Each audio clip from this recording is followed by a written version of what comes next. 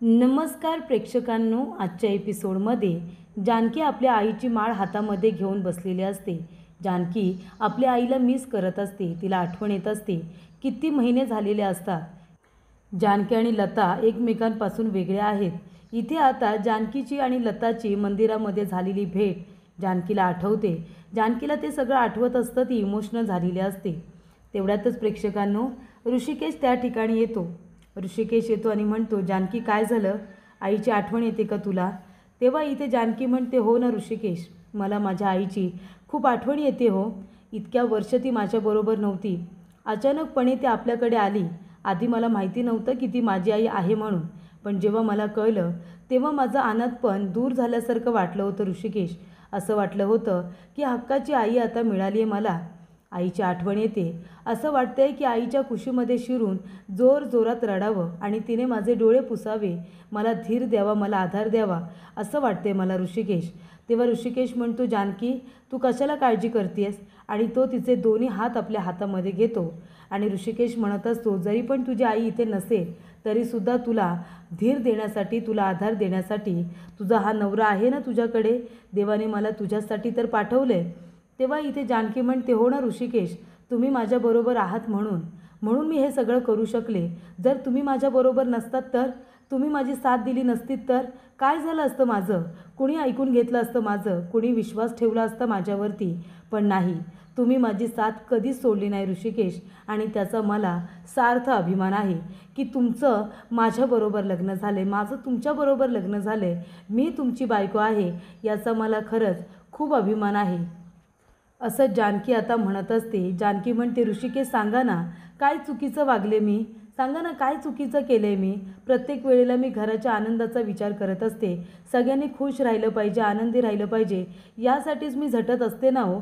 मग आपल्याच वाट्याला एवढं दुःख का? का माझी आई सापडत नाही आहे? कुठे असेल माझी आई? कुठे सापडेल आपल्याला? तेव्हा इथे जानकी म्हणते, ऋषिकेश, सौमित्र भाऊजी म्हणालेत ते मला या सगळ्या प्रकरणातून बाहेर काढतीलही, ते मला निर्दोष सिद्ध करतीलही, पण तरीसुद्धा आईचं काय? आई नाहीच आहे ना माझ्याजवळ. आई सापडलेलीच नाही आहे ना. खरोखर ऋषिकेश, तिचं जर काही बरं वाईट झालं असेल तर मला माझी आई पुन्हा कधीच मिळणार नाही आहे ना. तेव्हा ऋषिकेश म्हणतो, जानकी हे बघ, धीर सोडू नकोस आणि चुकीचा विचार तर अजिबात करू नकोस. तुझी आई जिथे कुठे असेल ना, सुखरूप असेल, हे बघ, तुझी आई नक्की सापडेल. आपण सगळेजण मिळून शोधूया ना. तेव्हा जानकी म्हणते, ऋषिकेश, अहो आपण सगळेजण शोधतोयच ना तिला. मी शोधते वेगळी, तुम्ही शोधताय वेगळे, सौमित्र भाऊजी, अवंतिका ते लोक वेगळी शोधतायत, सारंग भाऊजी आईला शोधतायत, पण आई सापडली आहे का आपल्याला कुणाला? अजूनपर्यंत नाही. मग आता आई कधी सापडेल? आपण किती तिची वाट बघायची आहे? आपण अजून प्रयत्न केले पाहिजे ना ऋषिकेश आईला शोधण्यासाठी. तेव्हा इथे आता इन्स्पेक्टर साहेबसुद्धा त्यांची संपूर्ण टीम कामाला लावत आहेत. तरीसुद्धा आईचा पत्ता सापडत नाही आहे ऋषिकेश. काय करू मी, सांगा ना? नाही वाटणार का मला वाईट? आता मला मान्य आहे तुम्ही आहात माझ्याबरोबर, खंबीरपणे माझ्या पाठीशी उभे आहात, पण तरीसुद्धा आई ही आई असते ना हो. प्रत्येक माणसाच्या मनामध्ये आईबद्दलचा हळवा कोपरा असतोच ना. आणि मी तर इतकी वर्ष माझ्या आईपासून दूर होते. आता कुठे माझी आई मला सापडली आणि ती लगेच त्या ऐश्वर्याने माझ्यापासून दूर केली. काय चुकीचं वागले मी? सांगा ऋषिकेश. ती ऐश्वर्या हे घर उद्ध्वस्त करण्यासाठी आपल्या इथे आली. तिने इतक्या हजार चुका केल्या, तिच्या चुका पोटात घातल्या, तिला मी माफ केलं, तिला सुधारण्याची संधी दिली, तिला इथे मानपान दिला. पण नाही हो, तिने माझ्यावरती इतका राग ठेवला, माझा इतका तिरस्कार केला की मला उद्ध्वस्त करण्यासाठी तिने माझ्या कुटुंबाला माझ्यापासून तोडलं. माझ्यावरती आईसारखं प्रेम करणाऱ्या माझ्या सासूबाईंना तिने तोडलं. माझ्या मुलीला, नानांना, घरातील सगळ्यांना, सारंग भाऊजी, सौमित्र भाऊजी, अवंतिका, तुम्हाला, मला, आपल्या सगळ्यांनाच तिने त्रास दिला. तरीसुद्धा मी तिला सुधारण्याची संधी दिली. तिने माझं सौभाग्य हिरावून घेण्याचा प्रयत्न केला ना. तिने माझं सौभाग्य हिरावून घेण्याचा प्रयत्न केला. इतका नीचपणा केला त्या ऐश्वर्याने, आणि तरीसुद्धा मी चांगलं वागायचं का? मग आता या सगळ्यामध्ये माझी काय चूक आहे? असं इथे जानकी ऋषिकेशला विचारत असते. तेव्हा ऋषिकेश तिला धीर देत असतो आणि तिला शांत करण्याचा प्रयत्न करत असतो. त्याचबरोबर प्रेक्षकांनो, सौमित्र इथे काम करत बसलेला असतो. अवंतिका त्याच्यासाठी गरमागरम कॉफी घेऊन येते. तेव्हा इथे अवंतिका म्हणत असते, सौमी, अरे तू रात्रभर काम करतोयस ना, रात्रभर तू नोट्स काढलेल्या आहेस. अरे इतकं जर काम केलंस तर थकून जाशील तू. तेव्हा सौमित्र म्हणतो, अवी अगं असं काय करतेस? वहिनीची कोर्टामध्ये हेअरिंग आहे, मला वहिनीला निर्दोष सिद्ध करायचं आहे ना, मग त्यासाठी त्या पद्धतीने मला काम करायला नको? तसं मला स्टडी करायला नको का? तेव्हा इथे अवंतिका म्हणत असते, सौमी माझा तुझ्यावरती पूर्ण विश्वास आहे, तू जानकी वहिनीला सुखरूपरित्या बाहेर काढशील रे. पण आपल्याकडे जर काही ठोस पुरावा नसेल तर आपण कसं काय त्यांना बाहेर काढणार आहोत तेच कळत नाही आहे रे.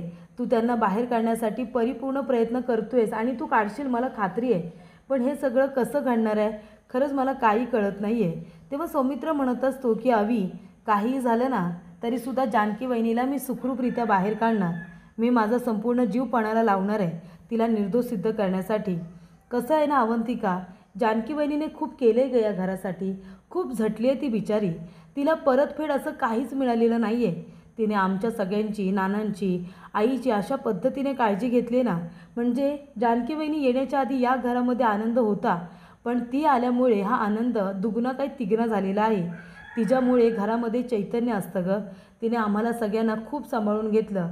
ती या घरामध्ये ऋषिकेश दादाची बायको म्हणून आली, पण माझी आणि सारंगची ती मोठी बहीण झाली, त्याचबरोबर ती आमची आईसुद्धा झाली. तिने आमची खूप काळजी घेतली आहे, तुला माहिती आहे ना अवंतिका. अवंतिका म्हणते, हो सौमित्र मी समजू शकते. तेव्हा सौमित्र म्हणत असतो, नाही अवंतिका तू समजूही शकणार नाही आहेस ग आमचं बॉन्ड, आमचं बॉन्डिंग, आमचं नातं तू खरंच नाही समजू शकणार. जानकी वहिनी माझ्यासाठी बहीणसुद्धा आहे आणि आईसुद्धा. खरं तर जानकी वहिनीच्या वाट्याला हे जे काही दुःख आलं आहे ना अवी, ते कुठे ना कुठेतरी माझ्यामुळे आले. माझ्यामुळे तिचं इथे आयुष्य उद्ध्वस्त झाले. तेव्हा इथे अवंतिका म्हणते, असं काय बोलतोयस तू सौमी?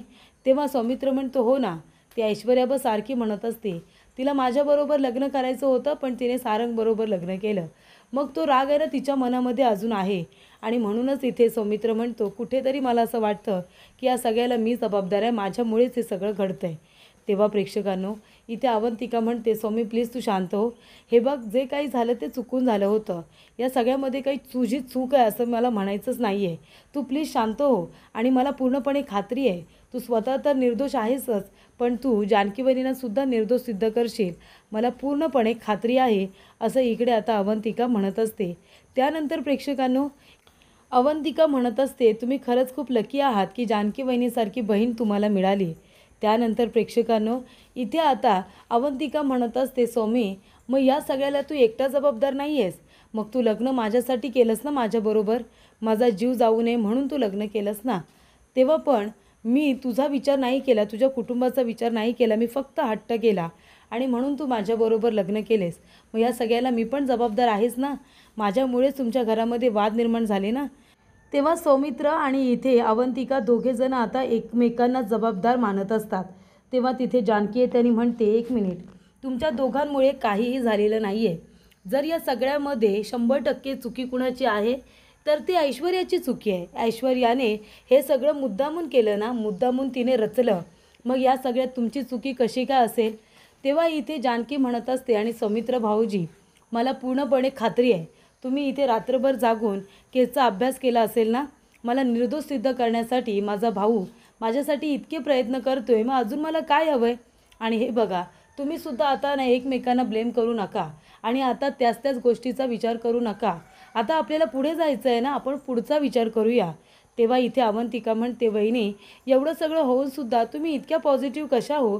तेव्हा इथे जानकी म्हणते, नाही त्रास मलाही होतो, टेन्शन्स मलाही येतात, पण जेव्हा मी तुमच्या सगळ्यांचे ते हसरे चेहरे आठवते ना, माझं कुटुंब माझी ताकद आहे आणि माझं कुटुंब जेव्हा माझ्याजवळ नसतं ना तेव्हा मी इथे गळून पडते, खचून जाते. पण माझं कुटुंब जर असं खंबीरपणे माझ्याबरोबर असेल ना तर दुसरं मला काय हवं आहे? दुसरं मला काहीही नको. आणि मला माहिती आहे सौमित्र भाऊजी, मला पूर्णपणे 100% खात्री आहे की तुम्ही मला निर्दोष सिद्ध कराल आणि बाहेर काढाल. त्यानंतर इथे सौमित्र म्हणत असतो, वहिनी मी असताना तुला काळजी करायचं काही कारणच नाही आहे. तेव्हा इथे जानकी म्हणत असते, नाही मला काळजी नाही आहे, फक्त थोडीशी भीती वाटते की कोर्टामध्ये काही होऊ शकतं नाही का, कोर्टाचा निकाल अजून लागलेला नाही आहे. तेव्हा सौमित्र म्हणतो, का वहिनी असं बोलतेस तू, तुझा माझ्यावरती विश्वास नाही आहे का? तेव्हा जानकी म्हणते, भाऊजी स्वतःपेक्षाही जास्त तुमच्यावरती विश्वास आहे, पण कधी काय होईल काही सांगता येत नाही ना. तेव्हा सौमित्र म्हणतो, काही होणार नाही आहे, माझा सगळा अभ्यास झाला आहे, फक्त थोडीशी भीती वाटते कारण आपल्या विरोधामध्ये जे वकील आहेत ते आहेत ॲडव्होकेट धर्माधिकारी. त्यानंतर प्रेक्षकांनो इथे जानकी म्हणते ॲडव्होकेट धर्माधिकारी. त्यानंतरला सौमित्र म्हणतो हो ना, ते खूपच जास्त म्हणजे हुशार आहेत, एक्सपिरियन्स आहेत. ते एकदा का कोर्टामध्ये गेले की जिंकल्याशिवाय बाहेर पडत नाही अशी त्यांची ख्याती आहे. पण माझ्यासमोर कुणीही येऊ दे जानकी वहिनी, आपली केस सत्याची आहे, आपली बाजू सत्याची आहे, त्याच्यामुळे जिंकणार तर आपणच, असं आता सौमित्र म्हणतो. त्यानंतर प्रेक्षकांनो इथे आता सौमित्र, अवंतिका, जानकी सगळेजण कोर्टामध्ये जायला तयार झालेले असतात. तेव्हा अवंतिका म्हणत असते वहिनी हे घ्या, आणि ती आता दही साखर देते. त्याचबरोबर सौमित्राला सुद्धा दही साखर देते आणि म्हणते की काही झालं तरीसुद्धा आता जानकी वहिनींना निर्दोष सिद्ध केल्याशिवाय आपण स्वस्थ बसायचं नाही. त्यानंतर प्रेक्षकांनो इथे आता ऋषिकेश म्हणतो त्या ऐश्वर्याला धडा शिकवायची वेळ आलेली आहे. तेव्हा सारंग म्हणतो बरोबर आहे वहिनी, तिला चांगला धडा शिकवला पाहिजे. आत्तापर्यंत तिने आपल्या कुटुंबाला आणि आपल्याला ज्या पद्धतीने त्रास दिला आहे ना, तिलासुद्धा त्या सगळ्या गोष्टींची जाणीव झाली पाहिजे, असं इथे आता सारंगचं म्हणणं असतं. त्यानंतर प्रेक्षकांनो इथे आता अवंतिका म्हणत असते की सोमी आहे ना, सोमी वहिनींना नक्की निर्दोष सिद्ध करेल, माझा त्याच्यावरती पूर्ण विश्वास आहे. तेव्हा इथे अवंतिकाने सौमित्र आणि जानकी दोघांनाही दही साखर दिलेलं असतं. त्यानंतर ऋषिकेश म्हणतो काहीही झालं तरीसुद्धा हार मानायची नाही. आज कोर्टामध्ये जानकीला निर्दोष सिद्ध करायचंच, पण त्याचबरोबर इथे त्या ऐश्वर्याची सुद्धा बोलती बंद करायची, असं त्यांनी ठरवलेलं असतं.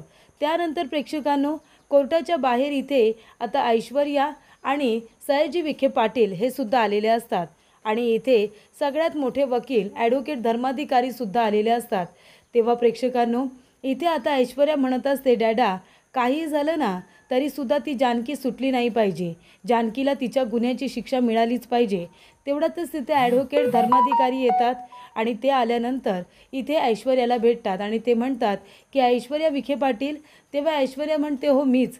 त्यानंतर इथे ॲडव्होकेट धर्माधिकारी म्हणत असतात मी या सगळ्या केसचा अभ्यास व्यवस्थित केला आहे, तुम्ही काळजी करू नका. जानकी रणदिवे ह्या आता कोर्टातून सुटू शकणार नाही आहेत, त्यांना इथे एकतर जन्मठेप होईल किंवा फाशी. तुम्ही अजिबात काळजी करू नका, तुमचं काम होऊन जाईल. तेव्हा इथे ऐश्वर्या म्हणते गुड, मला तुमच्याकडून हेच ऐकायचं होतं. त्यानंतर प्रेक्षकांनो इथे आता सगळेजण म्हणतात चला चला आपण निघूया, आपल्याला कोर्टामध्ये जायला उशीर होतोय. त्यानंतर प्रेक्षकांनो इथे आता सगळेजण कोर्टामध्ये जायला निघतात. तेव्हा इथे सगळ्यांच्या मनामध्ये फक्त एकच गोष्ट असते आणि ती म्हणजे जानकीची आई तर सापडलीच पाहिजे, पण इथे जानकीवरती जो काही हा खोटा गुन्हा दाखल झाला आहे ना, त्याच्यातून आधी ती निर्दोष सिद्ध झाली पाहिजे, एवढी सगळ्यांची इच्छा असते. त्यानंतर प्रेक्षकांनो ऐश्वर्या इथे छान तयार होऊन आलेली असते. त्यानंतर इथे ॲडव्होकेट धर्माधिकारी येतात आणि सौमित्रला भेटतात. तेव्हा सौमित्र म्हणतो हो मला माहिती आहे तुम्ही ॲडव्होकेट धर्माधिकारी आहात, मी तुम्हाला ओळखतो, तुमच्याबद्दल मला माहिती आहे. आणि इथे सौमित्र आपली ओळख करून देतो की सौमित्र रणदिवे. त्यानंतर प्रेक्षकांनो इथे आता दोन्ही तगडे वकील आता उभे राहिलेले असतात एकत्र केस लढण्यासाठी. त्यानंतर प्रेक्षकांनो ऐश्वर्या नेहमीप्रमाणे ओव्हर कॉन्फिडंट असतेच. तिला असं वाटत असतं की कोर्टामध्ये आता एकदा का माझा वकील उभा राहिला की इथे जानकीचं काही खरं नाही आहे, जानकीची वाटच लागणार, असं इकडे ऐश्वर्याला वाटत असतं. पण इथे सौमित्रसुद्धा आता पुरेपूर तयारी करून आलेला असतो, पुरेपूर तयारी निशी आलेला असतो, हे आता ऐश्वर्याला माहितीच नाही आहे. त्यानंतर प्रेक्षकांनो इथे आता जज साहेब आलेले असतात आणि जज साहेब म्हणतात की इथे आता जे आपले ॲडव्होकेट धर्माधिकारी आहेत त्यांनी आपली बाजू मांडायची आहे. तेव्हा इथे धर्माधिकारी म्हणत असतात की जज साहेब आता ही केस मी हाताळणार आहे, आता ही केस मी लढणार आहे, असं ते म्हणतात. आणि मग म्हणत असतात की मला इथे फक्त एवढंच म्हणायचं आहे की इथे जानकी रणदिवे यांच्यावरती आपल्या आईच्या खुनाचा आरोप आहे, म्हणजे त्यांनी स्वतःच्या आईला पाण्यामध्ये ढकलून मारलं असा गुन्हा त्यांच्यावरती दाखल आहे. आणि तो व्हिडिओसुद्धा आपण सगळ्यांनी पाहिलेलाच आहे, ज्याच्यामध्ये जानकी रणदिवे यांनी स्वतः त्यांच्या आईला पाण्यामध्ये ढकलून मारले. पुरावासुद्धा आपल्याकडे आहे, गुन्हा दाखल केला गेला आहे. मग आता कसली वाट बघतोय आपण? तरी ते जानकी रणदिवे यांना त्यांच्या गुन्ह्याची शिक्षा लवकरात लवकर मिळावी असं आम्हाला वाटतं. आणि त्यानंतरला इथे आता धर्माधिकारी हे बोलून मोकळे झालेले असतात. तेव्हा जज साहेब म्हणत असतात की ॲडव्होकेट सौमित्र रणदिवे तुम्हाला याबद्दल काही बोलायचं आहे का, तुमचं मत मांडायचं आहे का? तेव्हा इथे ऋषिकेश आता शांतपणे बघत असतो. त्याचा सौमित्रवरती विश्वास असतो आणि मुळात म्हणजे त्याचा चांगुलपणावरती विश्वास आहे की जे काही होईल ते सगळं चांगलंच होईल. तेव्हा इथे प्रेक्षकांनो आता सौमित्र उभा राहतो आणि म्हणतो, हो जज साहेब, मला बोलायचं आहे. तर इथे ॲडव्होकेट धर्माधिकारी यांनी तर निकालच देऊन टाकला की जानकी रणदिवे यांनी गुन्हा केला आहे आणि त्यांना शिक्षा व्हायलाच पाहिजे म्हणून.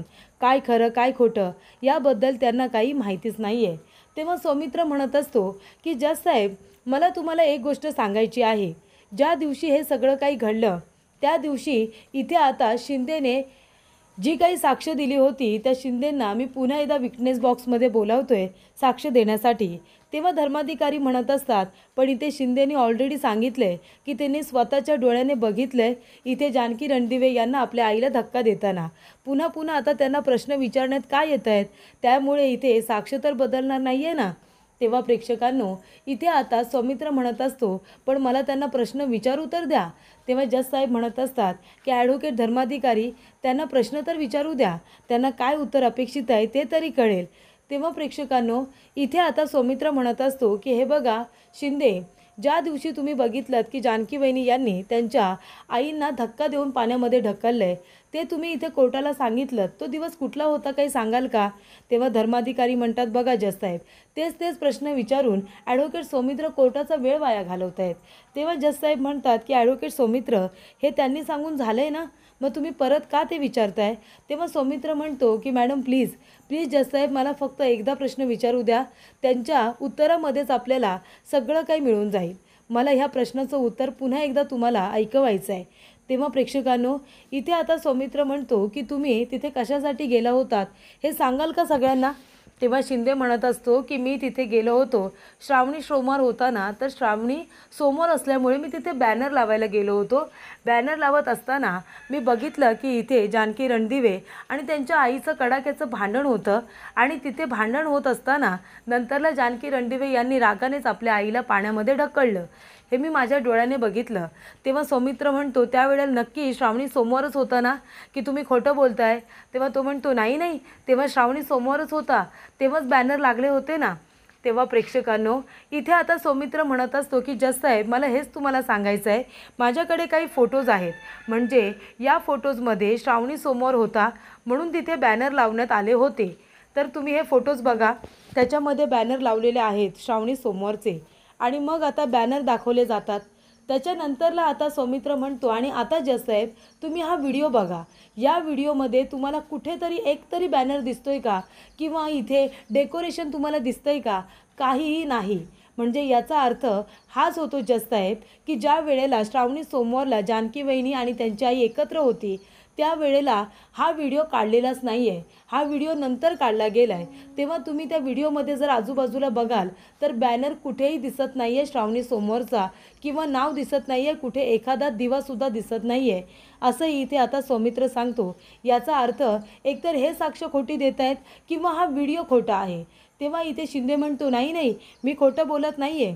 तेव्हा इथे सौमित्र म्हणतो, मग कोण खोटं बोलतो, हा व्हिडिओ खोटा आहे, हा व्हिडिओ श्रावणी समोरचा नाहीच आहे, कारण तिथे त्या पद्धतीने कुठलाही आता बॅनर दिसत नाही आहे किंवा काहीच दिसत नाही आहे.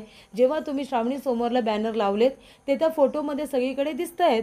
तेव्हा इथे जज साहेब म्हणत असतात की तुम्ही कोर्टामध्ये खोटी साक्ष दिली, याचा अर्थ काय होतो माहिती आहे ना, तुम्हाला शिक्षा होऊ शकते. तेव्हा शिंदे म्हणतो, नाही जज साहेब, मला माफ करा.